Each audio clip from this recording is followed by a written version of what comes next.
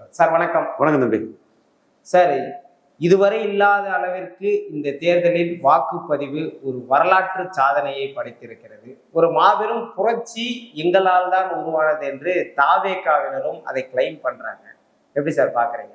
வாக்குப்பதிவு இந்த அளவுக்கு வர்றதுக்கு காரணம், மத்திய பிரதேசில் பெண்கள் உரிமை தொகை கொடுத்த பிறகு அது ஒரு ஸ்வீப்பிங்கா மத்திய பிரதேச ப்ரோ இன்கம்பன்சியா வந்தது. அந்த அரசாங்கம் மீண்டும் ஆட்சிக்கு வந்தது. மத்திய பிரதேசில் பெண்கள் உரிமை தொகை ரூபாய் அன்னைக்கு கொடுத்தது 1000 ரூபாய். ஜனவரி 23 கொடுத்தாங்க. 23 ஜனவரியில் கொடுத்தது. நவம்பரில் எலெக்ஷன்.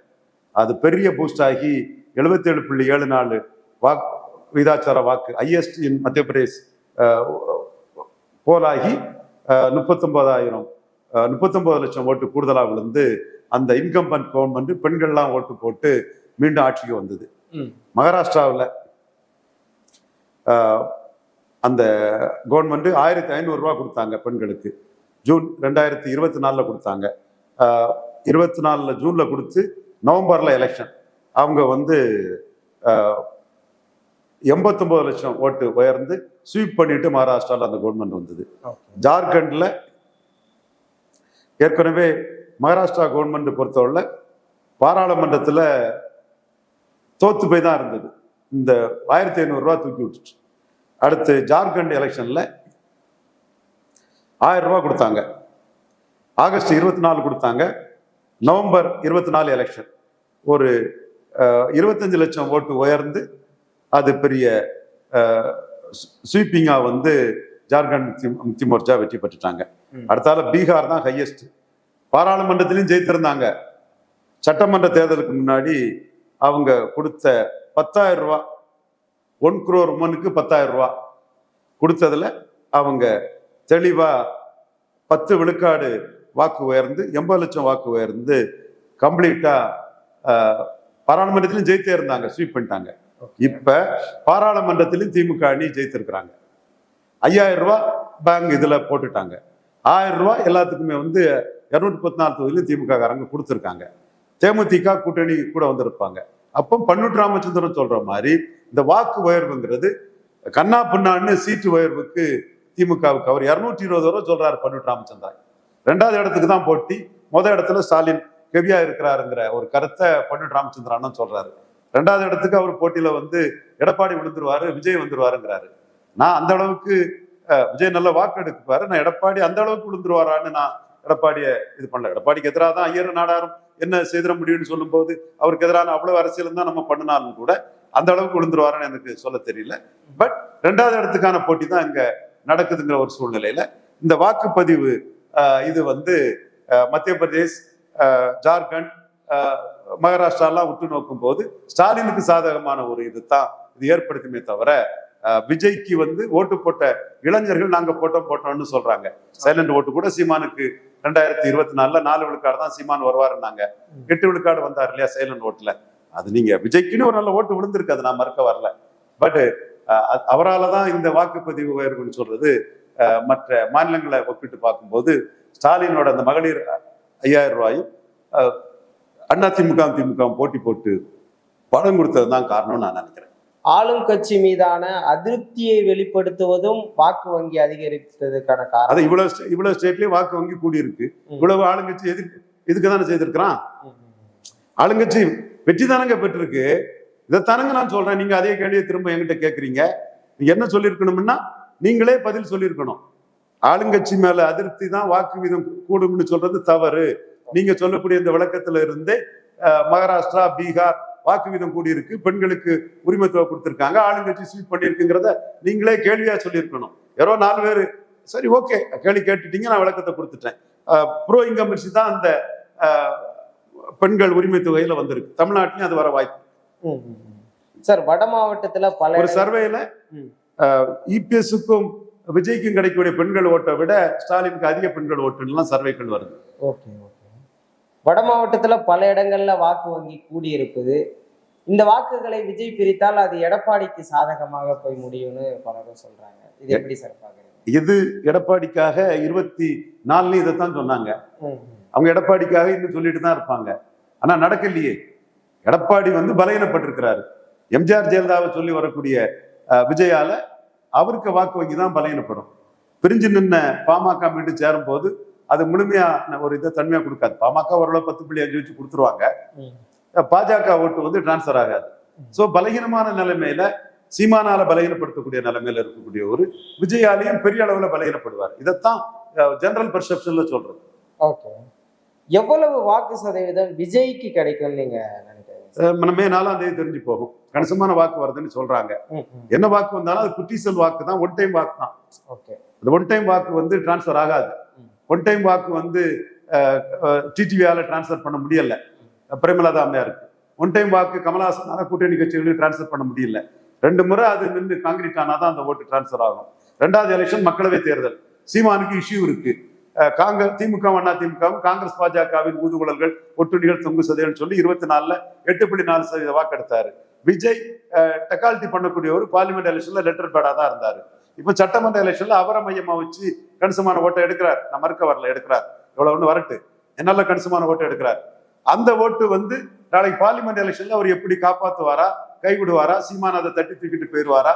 இப்படித்தான் சீமான் வந்து ஒரு விழுக்காடுல இருந்த ஒரு கமலஹாசனுக்கு பார்லிமெண்ட் ஓட்டை தான் அசம்பிளில தட்டி தூக்குனாரு. தினகரனுக்கு பார்லிமெண்ட் ஓட்டை தான் அசம்பிளில தட்டி தூக்குனாரு.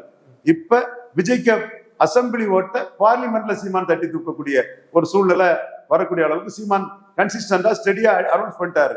அலையன்ஸ் அந்த புண்ணாக்கெல்லாம் கிடையாது. 20 ஆண்கள் 20 பெண்கள் தெளிவா பண்ணி அனௌன்ஸ் பண்ணிட்டாரு. விஜய் என்ன ஓட்டு எடுக்கிறாரு, என்ன ஸ்ட்ராட்டஜி பண்றாருன்னு பொறுத்திருந்து பார்ப்போம். இதுல வந்து விஜய் சென்ட்ரிக் எலெக்ஷன் அசம்பிளி பண்ணாரு இல்லையா, இதே மாதிரி பார்லிமெண்ட்ல விஜய் சென்ட்ரிக் எலெக்ஷன் பண்ண முடியாது. அது ராகுல் சென்ட்ரிக் எலெக்ஷன் அல்லது மோடிஜி அப்போ centric negative vote polarisation election தான். அதுல ஸ்டாலின் தான் 2 தடவை ஜெயித்திருக்கிறாரு. 3வது தடவையும் அவரு கூட தான் காங்கிரஸ் நிற்க வாய்ப்பு இருக்குது. அப்போ விஜய் என்ன முடிவு எடுத்து வராரு, என்ன வராருங்கிறத பொறுத்திருந்து பார்க்கணும். அந்த இடத்துக்குள்ள கமலஹாசன் தினகரன் மிஞ்சினது மாதிரி விஜயும் சீமான் வந்து மிஞ்சதுக்கான வாய்ப்புகள் இருக்குது. விஜயோடைய வாக்குகள் வந்து இப்போ ஓட்டா கன்வெர்ட் ஆகக்கூடிய எல்லாரும் ஏத்துக்கிற இடத்துக்கு வந்துருச்சு. இது சீட்டா எப்படி கன்வெர்ட் ஆக போகுதுன்ற ஒரு கேள்விதான் இப்போ பலருக்கும் இருக்கு. சீட்டா கன்வெர்ட் ஆகுமா சார்? சீட்டா கன்வெர்ட் ஆகும்னா ஸ்டாலின் வந்து 45 விழுக்காடு வாக்கு ஆவரேஜா வந்துருவாரு. சீட்டா கன்வெர்ட் ஆகணும்னா திமுக கூட்டணி கட்சிகள் கொஞ்சம் பலகீனமா இருந்தா குறைஞ்சபட்சம் 35 விழுக்காடு வாக்கு தாண்டினாதான் சீட் கன்வர்ஷன் வரும். நான் 4 முனை போட்டி இருக்குது. 35 விழுக்காடு காண்டனு ஏன் சொல்றோம்னா, அதாவது 4 முனை போட்டியில ஸ்டாலின் வந்து 45 விழுக்காடுக்கு மேல வாக்கு எடுத்த ஒரு அணியை இன்டாக்டா வச்சிருக்காரு. கடைசியா 47 எடுத்தாங்க. கூட 3 விழுக்காடு கூட வாக்கு கூடி அலையன்ஸ்ல கூடி இருக்குது. பிரேமலதா விஜயகாந்த் எல்லாம் 5000 ரூபாய் பெண்களுக்கு கொடுத்திருக்காங்க. டிஎம்கே கேண்டிடேட்ஸ் 1000 ரூபாய் கொடுத்திருக்காங்க. சோ இந்த இதுல நெகட்டிவ் ஓட்டு வர்றதுக்கு உள்ளது வந்து வாய்ப்பு ரொம்ப குறைவு. ஸ்டாலினுக்கு நெகட்டிவ் எல்லா தடவும் சொல்லிட்டு இருக்கவங்க இப்பவும் சொல்லுவாங்க. அப்ப என்னதான் ஒரு நெகட்டிவ்ங்கிற லெவல்ல வந்தனாலும் கூட 45 விழுக்காடு வாக்கு வந்து ஸ்டாலினுக்கு குறையாது. சோ இந்த இடத்துக்குள்ள திமுக அணியில எந்த கேண்டிடேட்டும் வந்து 40க்கு கீழே போக மாட்டாங்க. சோ 35க்கு கீழேங்கிறதை பேச்சுக்கே இடமில்லை எந்த கேண்டிடேட்டும். அப்ப 35 விழுக்காட்டுக்கு மேல எடுக்கக்கூடிய கெப்பாசிட்டி எடப்பாடி பழனிசாமிக்கு தான் இருக்கு. சோ விஜய்க்கு சீட் கன்வர்ஷன்ங்கிறது அபூர்வம் தான் சார். இந்த தேர்தலில் பலரும் எதிர்பார்க்கிறது ராமதாஸ், சசிகலா இவங்க போட்ட வேட்பாளர்களுடைய அந்த பெர்ஃபார்மன்ஸ் எப்படி இருக்க போகுது அப்படின்றதுதான். சசிகலா வேட்பாளர் பெர்ஃபார்மன்ஸ் நல்லா இருக்கும்னு தான் நான் பார்க்கிறேன். சசிகராஜா தம்பி வந்து அன்னைக்கு 24 நம்ம கிட்ட கான்டாக்ட்ல எல்லாம் இருந்தான். அவன் எடப்பாடிக்கு எதிராக முக்குலத்தோர் சமூகம், குறிப்பா மறவர் சமூகத்தை திருப்பதில பெரிய அளவுல இருந்தான். எல்லா இடத்துலயும் கிராமங்களையும் பண்ணா. அவனோட பங்களிப்பு வந்து எடப்பாடிக்கு எதிராக பெரிய லெவல்ல இருந்தது. அவனை வந்து சாத்தூர்ல கேண்டிடேட்டா போட்டிருக்காப்புல. அந்த சாத்தூர் கோயில் அந்த விஷயங்கள்லாம் கொஞ்சம் தம்பி நின்று இருக்கிறான். ஒண்ணு. அடுத்தால அந்த என்கவுண்டர் ஸ்பெஷலிஸ்ட் அந்த கம்யூனிட்டியில ஒரு பெரிய ஹீரோவா பண்ணக்கூடிய அந்த வெள்ளத்துறைங்கிறவரை நாங்க நேரில் போட்டிருக்காப்புல. சாத்தூர் இது முதுகுளத்தூர் கேண்டிடேட்.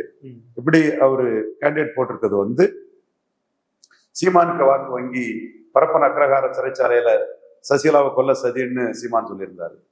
அப்போ முக்குலத்தோர் வாக்கு அந்த எலெக்ஷன்ல தினகரனே சொல்லல, சீமான் சொல்லியிருக்காருன்னு கொஞ்சம் வந்து சசிகலாவே களத்துக்குள்ள வர்றதுனால சீமானோட வாக்கு முக்குலத்தோர் வாக்கு வங்கி ஒரு சின்ன சேதாரம் ஒரு வேளையில வரலாம்.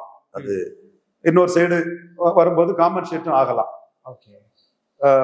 எனிவே அவங்க எடப்பாடிக்கு எதிராக அந்த என்டிஏக்கு விழுந்த 18 விழுக்காடு வாக்குல ஒரு பெரும்பகுதி வாக்கு வந்து முக்குலத்தோர் வாக்கு வந்து சசிகலா எடுக்கிறதுக்கு வாய்ப்பு இருக்கு. ஓகே. பாமக எனக்கு அது என்னன்னா 10.5 எடப்பாடி பழனிசாமி பன்னீர் கட்சியா பாமக அன்புமணி 18 சீட்டு வாங்கி நிற்கிறதுல ராமதாஸுக்கு பெரிய அளவு வன்னியர் வாக்கு வருமாங்கிறதுல எனக்கு சந்தேகம் இருக்கு. அந்த டஃப் ஃபைட்டுக்குள்ள வருமானு சந்தேகம் இருக்கு. சசிகலாவுக்கு தரணும்னு நான் நம்புறேன். ஸோ சசிகலா வந்து இதுல எடப்பாடி தோத்துட்டாருன்னா அடுத்த கட்ட ஒரு ரீஅலைன்மெண்ட் அதுல அவங்க ஒரு முக்கிய ரோல் பிளே பண்ணணும்னு நினைக்கிறாங்க. எப்படி வருதுன்னு பார்ப்போம். எல்லாரையும் எல்லா காலமும் நம்ம எதிர்த்துட்டு இருக்க வேண்டிய அவசியம் இல்லை. கலைஞர் அண்ணா பிறந்து சொன்ன மாதிரி அரசியல்ல நிரந்தர எதிரிகளும் கிடையாது, நண்பர்களும் கிடையாதுங்கிற மாதிரி தான். சசிகலா மேல அன்னைக்கு நாம எதிர்த்தோம்னா ஐயா நடராசன் வந்து மறவர் சோதரர்களை நெல்லை மாவட்டத்துல நாடாருக்கு எதிராக திருப்பினார். அது தப்பு, ஒரு டெமோக்ராட்டிக் வேலை. அதே மாதிரி மீனவர்களை நாடார் தொழிலுக்கு எதிராக திருப்பினாரு. வால்டர் ஐசக் தேவாரம் நேர்மையான காவல்துறை அதிகாரி, தேவர்களை பார்த்து அடிக்கிறார் தேவாரம்னு தென் மாவட்டத்துல வந்து ஒரு மத ஜாதிய பிளவுகளை பயன்படுத்தி தான் ஒரு அரசியல் சக்தி வரணும்னு திட்டம் போட்டாரு. 2 பிரதமரை கமாண்ட் பண்ண அப்பர் காஸ்ட் பிரதமரை கவர்ன் பண்ண ஒரு தமிழன். அப்கோர்ஸ் தேவிகுளம் பீர்மல்ல மாறுபட்ட கருத்து இருக்கலாம். எனக்கு அதுல இருக்குது. காமராஜ் பற்றி எல்லாமே கரெக்ட்னு சொல்லிட முடியாது, மாறுபட்ட கருத்து இருக்கலாம். அந்த காமராஜரை வந்து முள்ளிவாய்க்கால் முற்றத்துல ஒரு தமிழனை வைக்காம இருட்டடிப்பு செய்தாரு. ஸோ அந்த வகையில நமக்கு வந்து நடராஜனை மோடி கிட்ட நமக்குள்ள அந்த இன்ஃப்ளூயன்ஸை பிரிட்டானிட்டியை பயன்படுத்தி நாம சசிகலா பேக் டவுன் பண்ணணும். உண்மைதான். ஐயா எல்லாமே நம்ம தெரிஞ்ச விஷயம் தான், நம்ம வெளிப்படையா சொன்ன விஷயங்கள் தான். ஆனா இன்னைக்கு வந்து அவங்க ஒரு பெரிய ஸ்டேச்சர்ல உள்ளவங்க, ஜெயலலிதாவின் உயிர் தோழி, அவங்களுக்குன்னு இன்னைக்கு ஒரு வாக்கு வலிமை வருதுன்னா அதை நம்ம ஏற்றுக்கணும். அவங்க என்ன ஸ்கீம் பண்றாங்கன்னா இந்த வாக்கு வலிமை மூலமா எடப்பாடியை பலகீனப்படுத்தி நாளைக்கு ஒரு அரசியல் அலங்கத்துல தன்னை ஒரு மையப்படுத்தி வரணும்னு ஆசைப்படுறாங்க. அவங்க பிளேயரா இருக்கிறாங்க.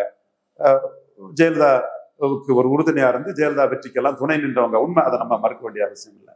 பொறுத்திருந்து பார்ப்போம். நம்ம வந்து அரசியல் களங்கள் வந்து பல மாறுதலுக்கு உட்பட்டது. அதுக்காக நம்ம சசிகலாவை ஆதரிக்கணும்னு அர்த்தம் இல்லை, எதிர்க்கலன்னு எடுத்துக்கலாம். முன்ன மாதிரி அன்னைக்கு எல்லாரும் ஆதரிக்கும் போது நம்ம தான் எதிர்ப்போம். சாக்கடை ஜலம்னாலும் வீடு தீப்பற்றியும் போது அதை கொண்டு அணைக்கணும்னு குருமூர்த்தி சொல்லும் போது மோடிஜியின் போலீஸ் அலையன்ஸுக்குள்ள சசிகலா வர முடியாது, அவங்க காங்கிரஸுக்கு ஆளு, ராகுல் காந்திக்கு ஆளுன்னு நம்ம தான் நடராஜனுக்கு எதிராக அணைக்கிறோம்னு. இன்னைக்கு சசிகலா மேல நம்ம எதிர்க்க வேண்டிய அவசியம் இல்லை. எடப்பாடியோடு டிடிவி அவர்கள் சென்றதும் ஸ்டாலினோடு பிரேமலதா சென்றதும் ஒரு கம்பாரிசனா யார் வந்து அதிக பலம் கொடுக்க போறாங்க? பிரேமலதா மேல தான் பலம் கொடுப்பாங்க. அது சமூக ரீதியாகவும் அரசியல் ரீதியாகவும் பலம் கொடுக்கும். சார், இந்த தேர்தலில் பலரும் எதிர்பார்க்கிறது ராமதாஸ், சசிகலா இவங்க போட்ட வேட்பாளர்களுடைய அந்த பெர்ஃபார்மன்ஸ் எப்படி இருக்க போகுது அப்படின்றதுதான். சசிகலா வேட்பாளர் பெர்ஃபார்மன்ஸ் நல்லா இருக்கும்னு தான் நான் பார்க்குறேன். சசிகராஜா தம்பி வந்து அன்னைக்கு 24 நம்ம கிட்ட கான்டாக்ட்ல எல்லாம் இருந்தான். அவன் எடப்பாடிக்கு எதிராக முக்குலத்தோர் சமூகம், குறிப்பா மறவர் சமூகத்தை திருப்பதில் பெரிய அளவில் இருந்தான். எல்லா இடத்துலையும் கிராமங்களையும் பண்ணான். அவனோட பங்களிப்பு வந்து எடப்பாடிக்கு எதிராக பெரிய லெவலில் இருந்தது. அவனை வந்து சாத்தூர்ல கேண்டிடேட்டா போட்டிருக்காப்புல. அந்த சாத்தூர் கோவில் அந்த விஷயங்கள்லாம் கொஞ்சம் தம்பி நின்றுருக்கிறான். ஒண்ணு. அடுத்தால அந்த என்கவுண்டர் ஸ்பெஷலிஸ்ட் அந்த கம்யூனிட்டியில ஒரு பெரிய ஹீரோவா பண்ணக்கூடிய அந்த வெள்ளத்துறவரை நாங்க நேரில் போட்டிருக்காப்புல. சாத்தூர் இது முதுகுளத்தூர் கேண்டிடேட். இப்படி அவரு கேண்டிடேட் போட்டிருக்கிறது வந்து சீமானுக்கு வாக்கு வங்கி பரப்பன் அக்ரஹார சிறைச்சாலையில சசிகலாவை கொல்ல சதின்னு சீமான் சொல்லியிருந்தாரு. அப்போ முக்குலத்தோர் வாக்கு அந்த எலெக்ஷன்ல தினகரனே சொல்லல, சீமான் சொல்லியிருக்காருன்னு கொஞ்சம் வந்து சசிகலாவே களத்துக்குள்ள வர்றதுனால சீமானோட வாக்கு முக்குலத்தோர் வாக்கு வங்கி ஒரு சின்ன சேதாரம் ஒரு வேளையில வரலாம். அது இன்னொரு சைடு வரும்போது காம்பன்சேட்டும் ஆகலாம். எனிவே அவங்க எடப்பாடிக்கு எதிராக அந்த என்டிஏக்கு விழுந்த 18 விழுக்காடு வாக்குல ஒரு பெரும்பகுதி வாக்கு வந்து முக்குலத்தோர் வாக்கு வந்து சசிகலா எடுக்கிறதுக்கு வாய்ப்பு இருக்கு. பாமக எனக்கு அது என்னன்னா 10.5 எடப்பாடி பழனிசாமி பன்னீர் கட்சியா பாமக அன்புமணி 18 சீட்டு வாங்கி நிற்கிறதுல ராமதாஸுக்கு பெரிய அளவு வன்னியர் வாக்கு வருமாங்கிறதுல எனக்கு சந்தேகம் இருக்கு. அந்த டஃப் ஃபைட்டுக்குள்ள வருமானு சந்தேகம் இருக்கு. சசிகலாவுக்கு தரணும்னு நான் நம்புறேன். ஸோ சசிகலா வந்து இதுல எடப்பாடி தோத்துட்டாருன்னா அடுத்த கட்ட ஒரு ரீஅலைன்மெண்ட் அதுல அவங்க ஒரு முக்கிய ரோல் பிளே பண்ணணும்னு நினைக்கிறாங்க. எப்படி வருதுன்னு பார்ப்போம். எல்லாரையும் எல்லா காலமும் நம்ம எதிர்த்துட்டு இருக்க வேண்டிய அவசியம் இல்லை. கலைஞர் அண்ணா பிறந்து சொன்ன மாதிரி அரசியல்ல நிரந்தர எதிரிகளும் கிடையாது, நண்பர்களும் கிடையாதுங்கிற மாதிரி தான். சசிகலா மேல அன்னைக்கு நாம எதிர்த்தோம்னா ஐயா நடராசன் வந்து மறவர் சகோதரர்களை நெல்லை மாவட்டத்துல நாடார் எடுக்கிறதெல்லாம் திருப்பினார். அது தப்பு, ஒரு டெமாகிக் வேலை.